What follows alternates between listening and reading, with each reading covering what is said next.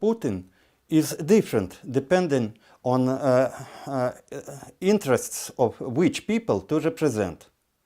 He is very good for rich businessmen and bad for working people. I, namely, do not support Putin totally, but I admit that his foreign politic is quite clever. I can't talk for all the people of the Crimea, but I love Mr. Putin. So it was very good for us, this referendum, and it is very good that we are in Russia.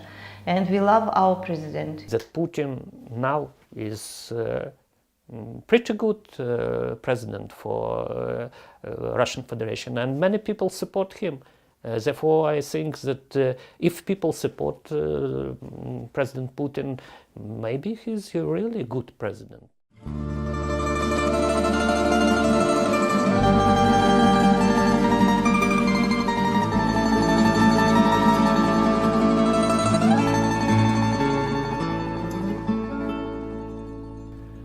I'm Regis Tremblay.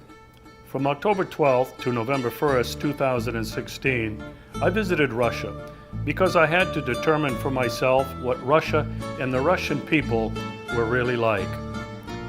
I have long disbelieved the propaganda, Russophobia, and demonization of Russia and President Putin. So to finish my feature documentary, 30 Seconds to Midnight, I just had to go to Russia. Before I left home, many friends and family cautioned me to be careful over there.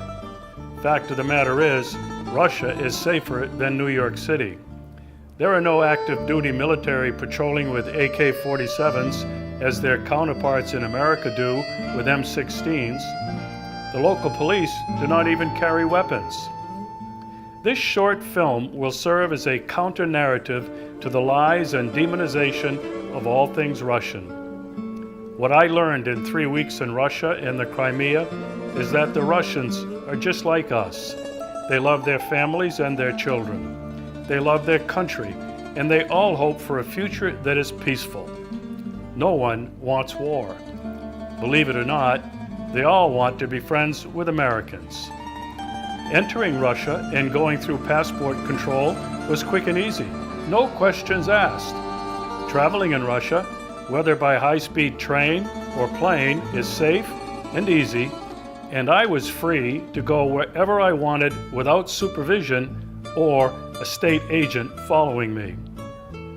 I even learned that Russia has a constitution. Russians also have freedom of speech and the right to organize, march, and protest.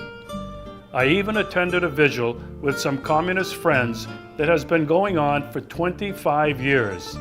It ends with a march to Red Square to lay red carnations at Lenin's tomb.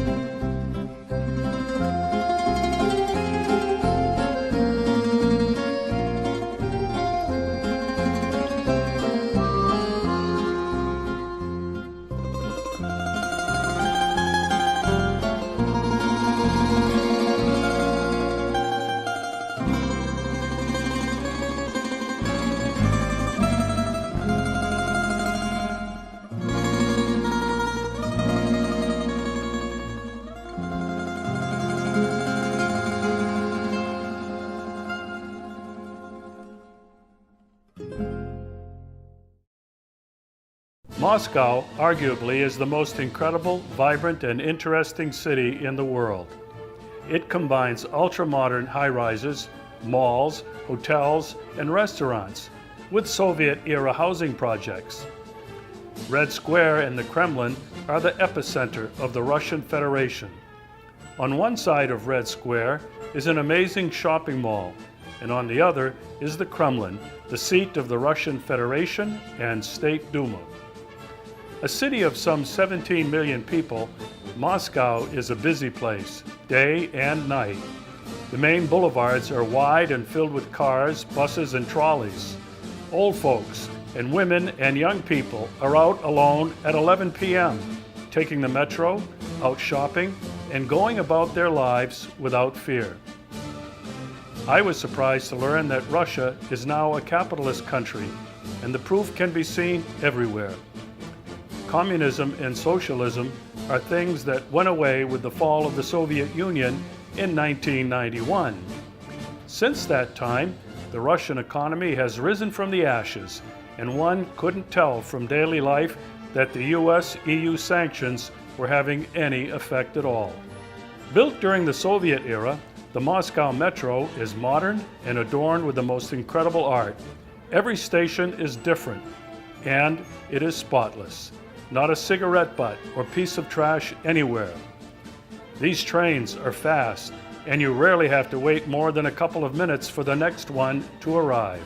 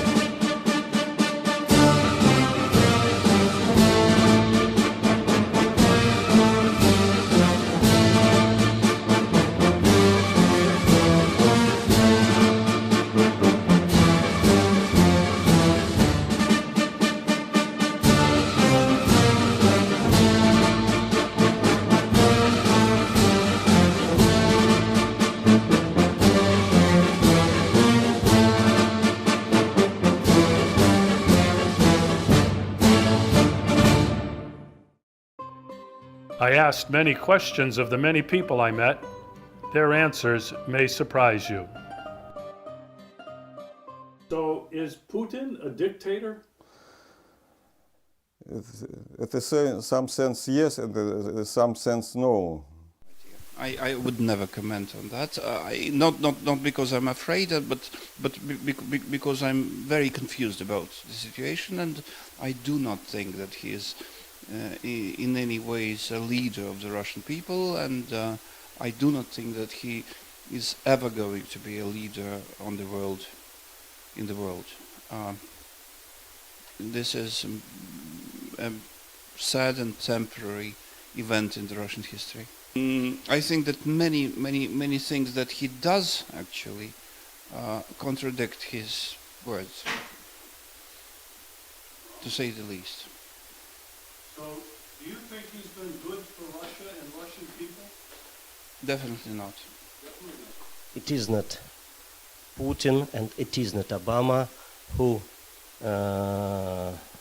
decide to which direction the country must go.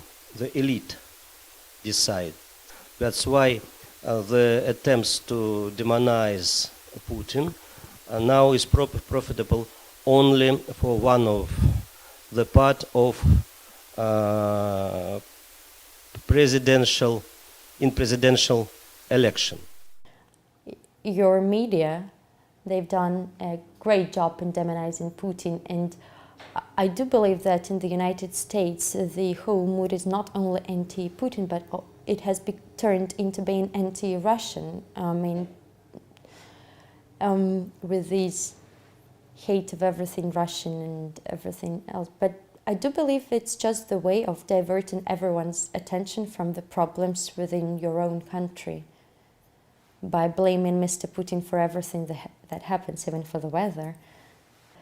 My subjective viewpoint, if we look objectively, we can say that when he became the president of Russian Federation back in the year 2000, Russia was the country no one actually thought of seriously in the whole world, with only one superpower present at that time, and that being the United States of America.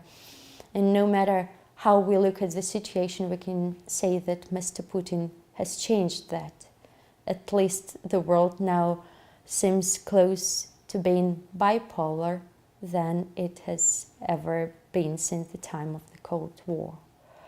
And this is due to Mr. President Putin. He has managed to awaken this feeling of national pride and patriotism in people.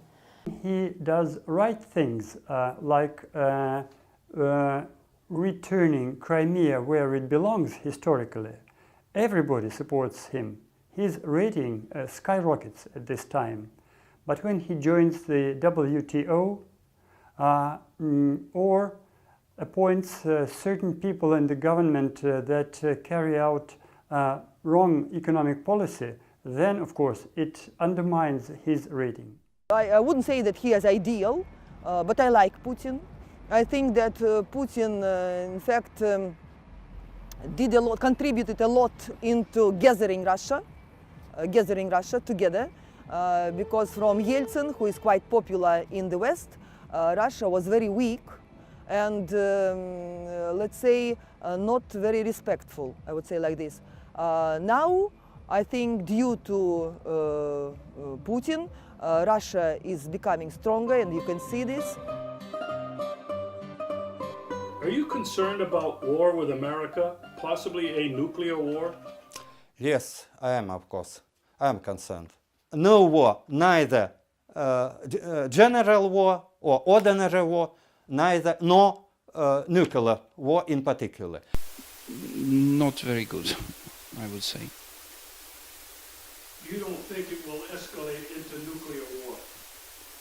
No, I don't. Well, I mean, there is a chance, possibly, but I think that the distance between shooting down a Russian or an American airplane in an accident in Syria, which may happen, and this is quite clear that this may happen, will not lead automatically to anything like that. I'm afraid, yes, there is a very strong possibility of occasional contact, because the concentration of military presence is growing, and eventually something may happen, like two planes may collide, or somebody will make a mistake, and it will trigger the chain reaction that will be difficult, if at all possible, to stop.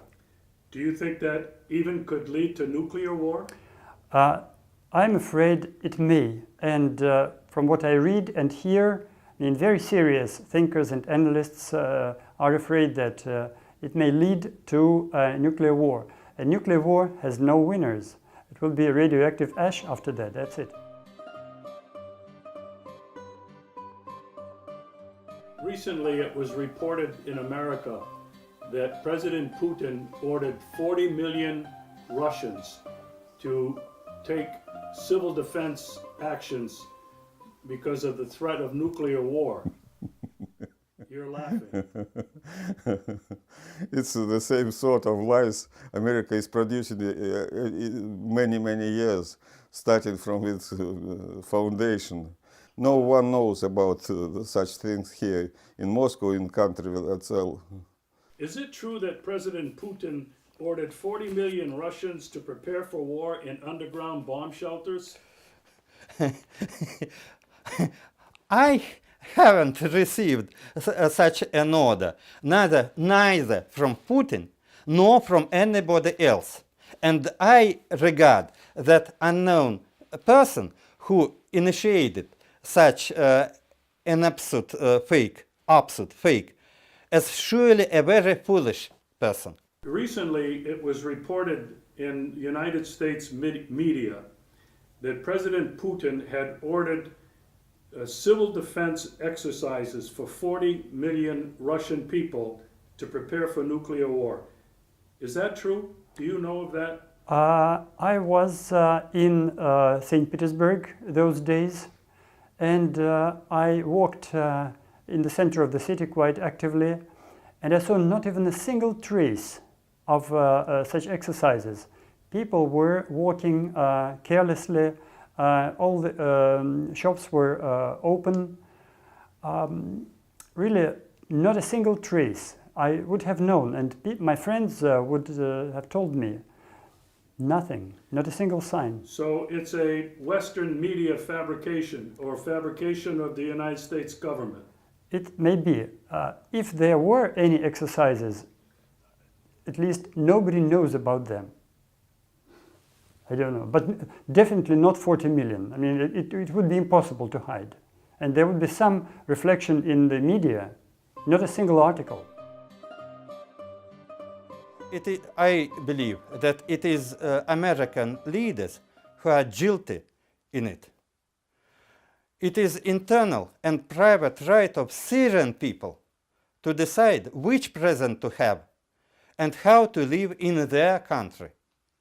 Yet some Americans claim the current Syrian president to be bad and demand to substitute him with another one. The only reason to raise the question is that those Americans do not like a particular person. Thus, the war in Syria is the crime of American interference. The Syrian people support their current president in spite of what Americans think about him.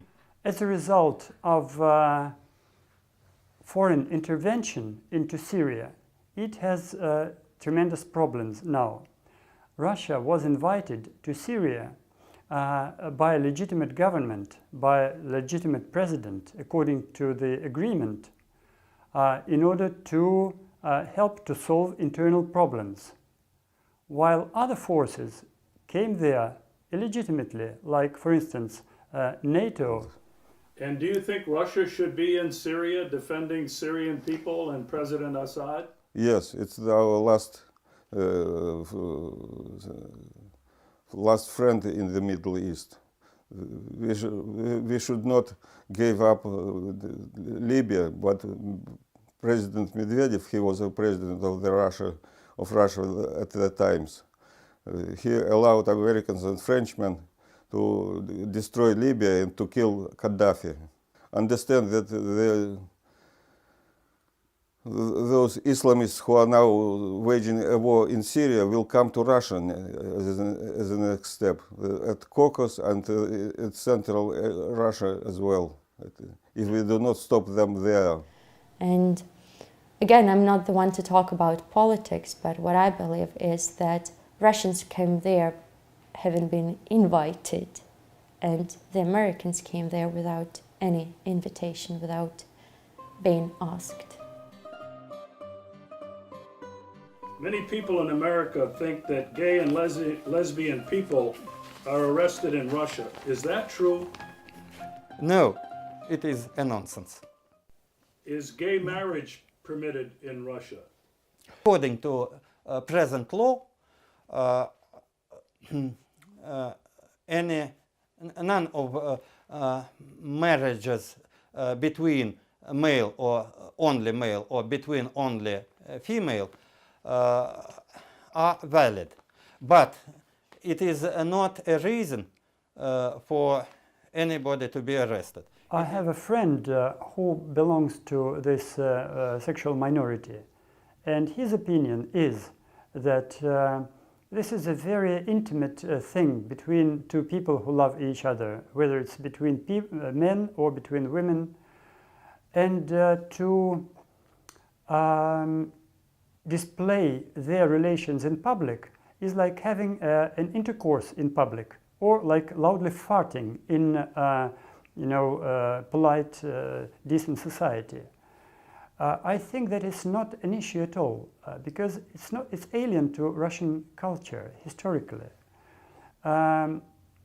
If some people like to do that, who will prohibit them to do that? If they do it, it's up to them. If they like to display, like in the West, well, that's something else. And the attitude, the public attitude, the majority doesn't like it, really. As for prohibitions, like persecutions, they were under Stalin and Khrushchev, but nobody cares about that anymore. Only people don't like them to have gay parades and Public displays. public of displays. affection. Yes, yes. So there is no law against homosexuality in Russia. Not that I know of. You see, I don't have a personal experience. I just don't belong to this minority. But as far as I know, no, I haven't read any stories of persecution. All of my American friends are very nice people, and I wouldn't dare to judge about the American people on the whole, but given the present situation with the elections, with the presidential elections, I think that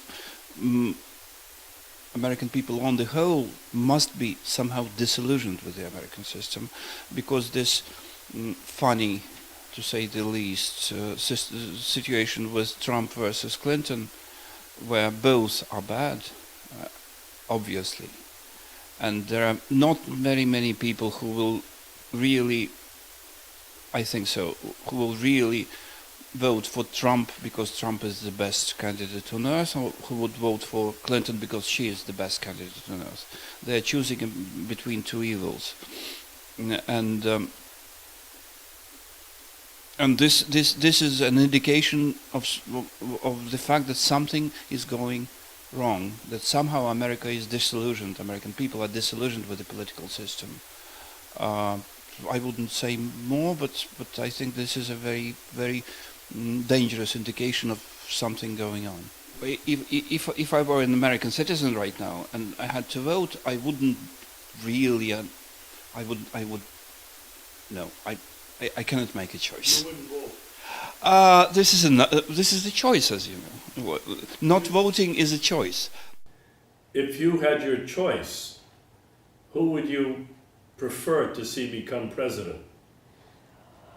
And knowing that you personally were an interpreter for Hillary Clinton several years ago. I wouldn't vote for her. So does that mean you prefer Donald Trump? That doesn't mean that I prefer him, but are there any other options? The definite thing about it is that I wouldn't vote for Hillary. What would you like American people to know? I've read somewhere this phrase that there are three sides to every story: yours, theirs, and the truth.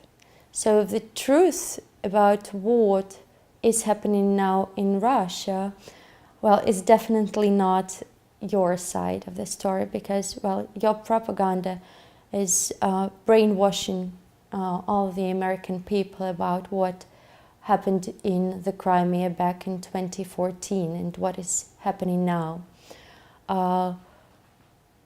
People are happy here being part of Russia. People made their own choice and are happy living with that, despite the difficulties that have come along the way as well. And we are people like people everywhere else in the world, with our own hopes, with our own fears, with our own dreams. We are not the demons, as somehow the American media have made us look, judging by Mr. Putin. And he's not that bad. He's not the one to be blamed for the weather, especially. There's spread an idea in American mass media that Russians hate America and the Americans. I am a Russian. I do not hate America. I do not hate American people. I hate American way of life, which is imposed all over the world. Russian people have always liked American people. Even in the Soviet Union, when there was a strong propaganda, not against American people, never, but against the system, the capitalist system. Even then, people were very curious about America, very, very sympathetic.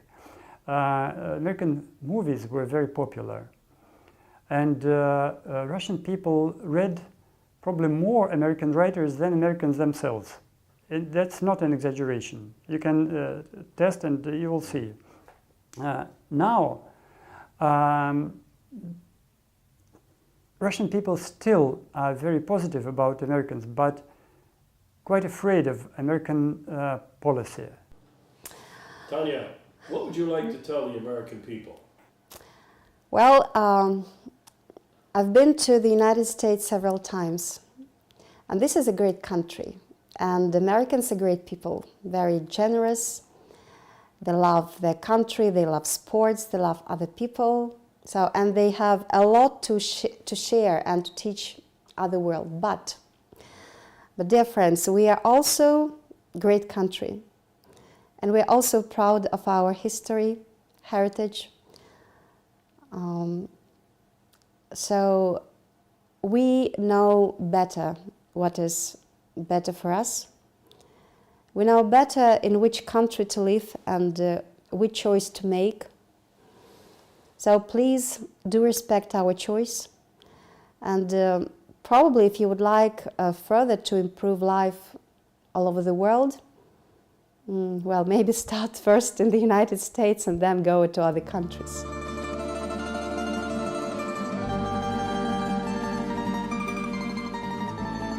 I traveled by high-speed rail to St. Petersburg after 10 days in Moscow. The trains are sleek, modern, and more comfortable than flying, and they're fast.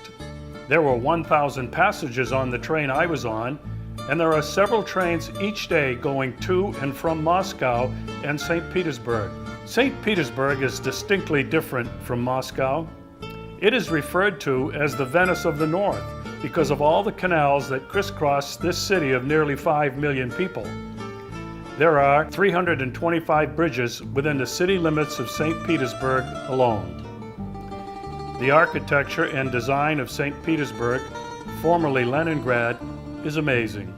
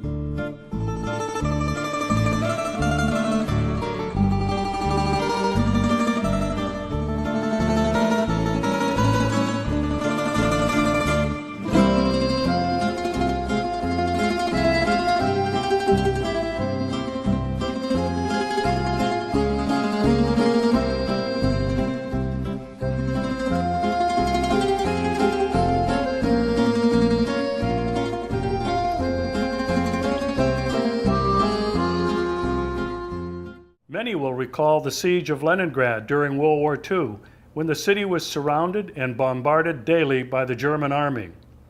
Over 1 million civilians died during the bitter winter, and they are buried in 4 mass graves.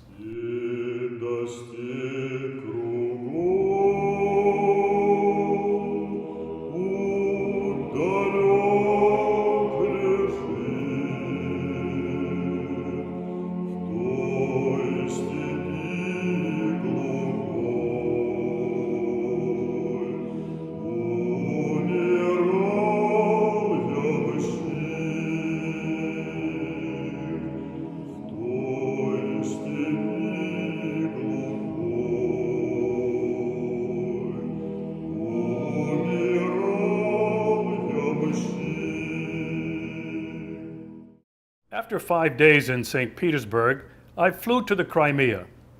My primary reason for going to the Crimea was to learn the truth about what really happened with the return to Russia in March of 2014. The US narrative is blatantly false, insisting that Russia invaded and annexed the Crimea. But the fact is, the people of Crimea overwhelmingly approved of the return to Russia by more than 94%. Crimea is vastly different from Moscow and St. Petersburg. Since it was handed over to the Ukraine in 1951 by Nikita Khrushchev, it has been neglected. Nevertheless, the countryside, mountains, and coast are spectacularly beautiful.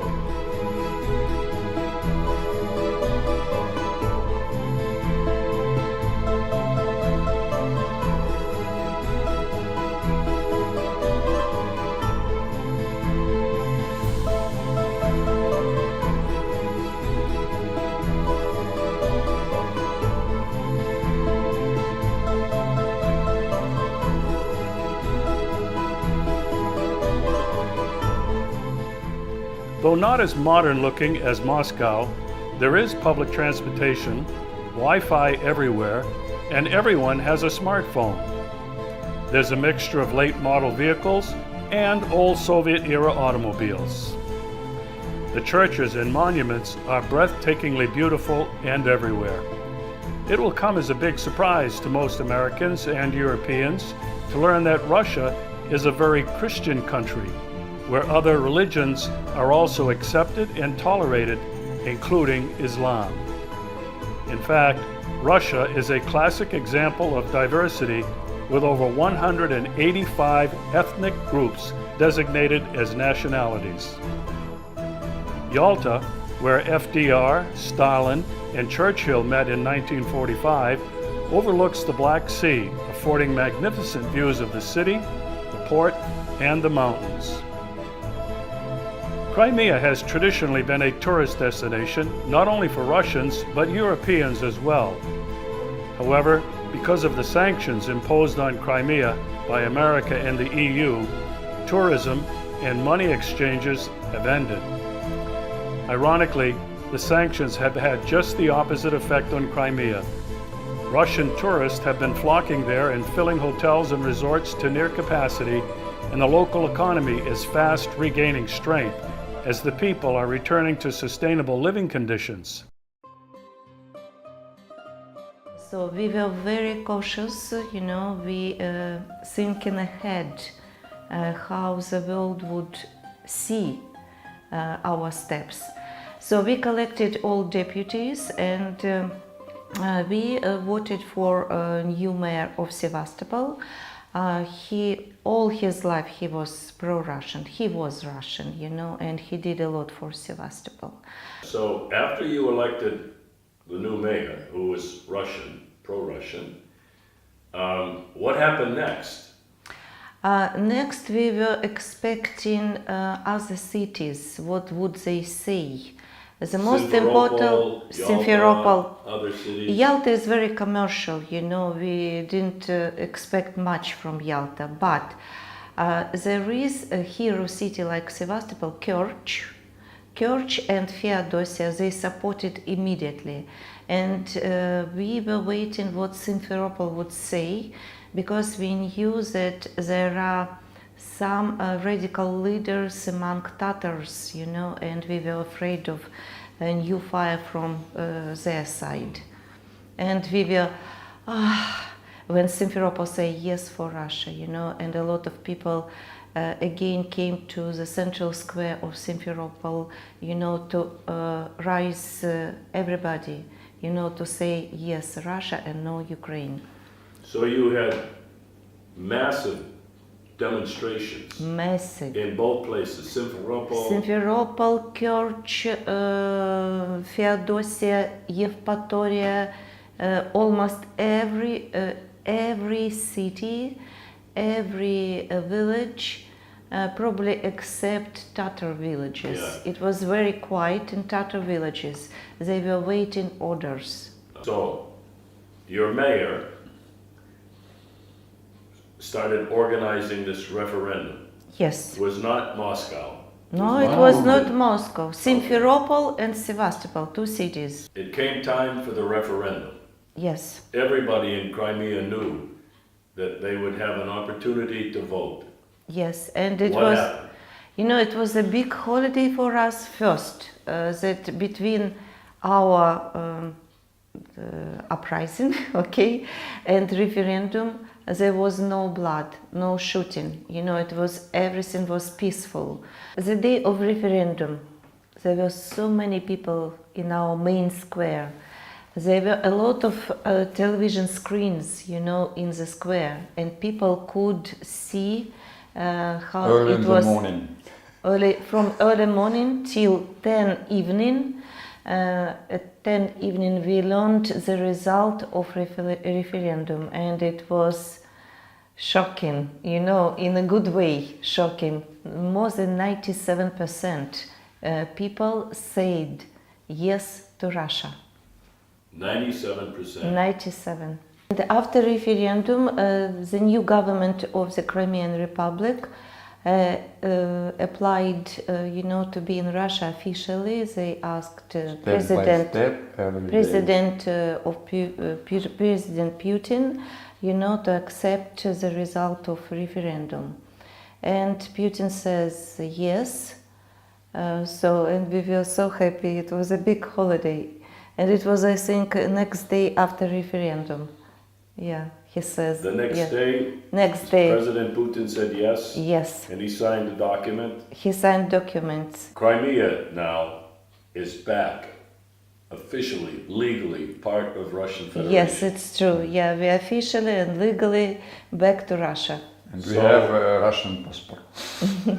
So American people can understand. President Putin, Russian military did not interfere with this referendum. No, everything began with people, you know. People went out, they didn't know what to do, how to come back to Russia and what to do, but there were always some clever people around, and they organized it. Local people, But Sevastopol people, not Putin, no militaries, no. I hope this short film will help to open the eyes and minds of Westerners, and I hope people will share it with others, especially in these days when President Putin and everything Russian is being demonized, and especially since the threat of nuclear war is greater now than during the Cold War. It is clear to me now that we have more in common with each other than we do with the politicians and governments that do not represent us. As you have seen, Russia is a large, multicultural, and diverse country, and the Russian people are very much like any of us. They love their families, and they want nothing more than a peaceful and prosperous future for themselves and their children. For more in-depth reports from my 3 weeks in Russia, including many interviews with Russian people, you can visit my webpage at www.registremblay.com. Американский режиссер Реджис Тремблей снимает документальный фильм «30 секунд до...» Вы знаете, что в Америке сейчас идет очень большая, очень негативная пропаганда. И мы слышим очень много негативных вещей. Потом этот фрагмент я включу в общий фильм «30 секунд до полуночи».